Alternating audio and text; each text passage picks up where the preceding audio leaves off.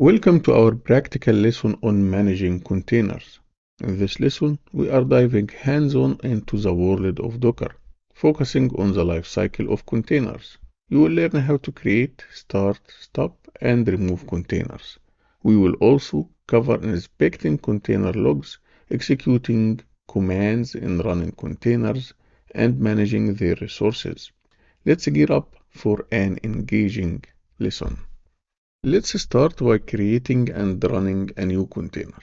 So from the terminal, let's type docker run -d, then --name my hyphen container, then --rm nginx. This command pulls the nginx image from the Docker Hub, runs it in the detached mode with the -d, names it my container using --name, and ensures it's automatically removed after stopping with the --rm. Now let's execute. And as you can see, Docker unable to find image locally, so it pull it from Docker Hub.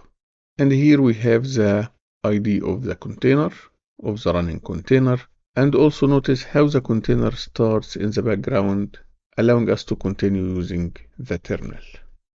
To list the running container, let's execute docker ps, and let me expand this one. So as you see, docker ps, it shows that our container is created 29 seconds ago and it's up and running 28 seconds ago. The name of container is the name that we have provided with the docker run --name, and also we have here the container ID. Next, we will see how to view the logs of our running container. This is crucial for understanding its behavior and troubleshooting. Let's type docker logs, then my -container. So you can provide the container name or the container ID to the docker logs command. Now press enter. As you see the output from the nginx server. Logs are the first place to check when diagnosing issues or monitoring container activity. Sometimes you will need to run commands inside your container. Docker makes it very easy. Now let's try executing the ls command inside our running container to list its root directory. So let's type docker exec. So whenever you want to execute a command inside a running container, you use docker exec. Then the container name or ID, here I will use the container name, then ls. From the output, you can see the directory structure of the nginx container, allowing you to inspect its contents without leaving your terminal. Managing container resources effectively is key to maintaining system performance. Let's run a new container and limit its CPU and memory usage.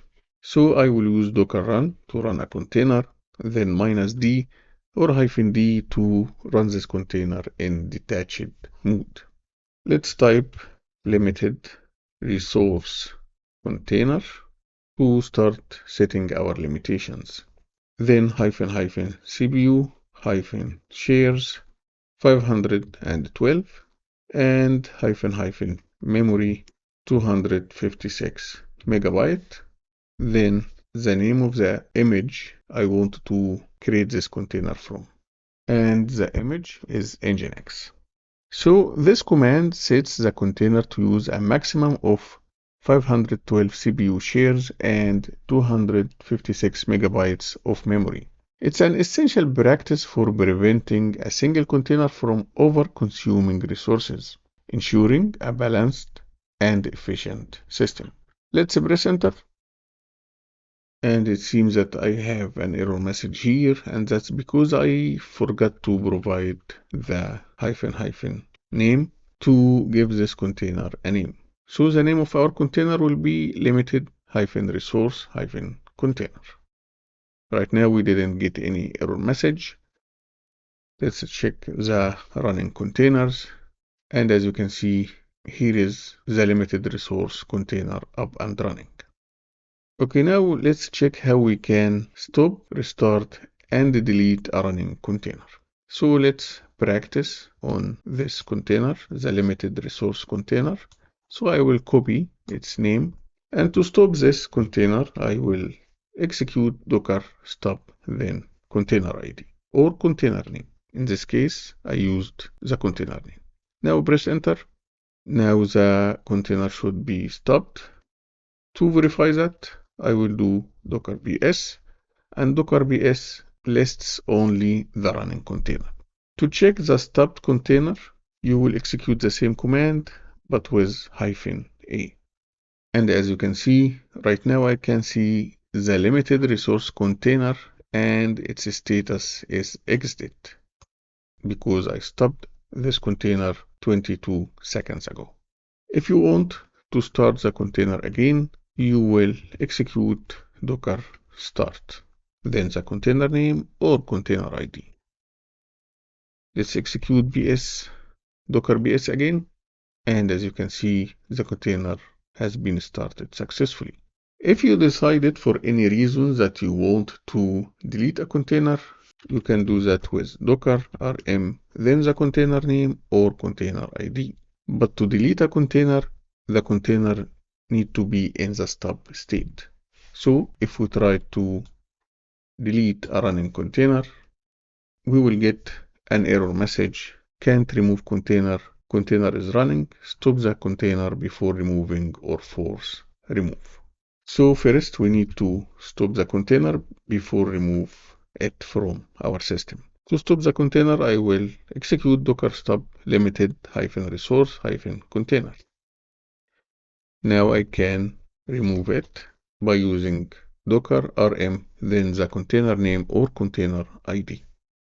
I have removed the container. I can validate my work by executing docker ps-a. And as you can see right now, we only have one running container, which is the my-container. Congratulations, you have just taken a significant step towards mastering Docker container management. In this lesson, you learned how to manage the container lifecycle, view logs, execute commands inside containers, and set resource limits. These skills are fundamental for any developer or system administrator working with Docker. Practice these commands, experiment with different options, and explore further to deepen your understanding. In our next lessons, we will explore advanced Docker topics, building on the foundation we have established in this lesson. Keep experimenting, and see you in the next lesson.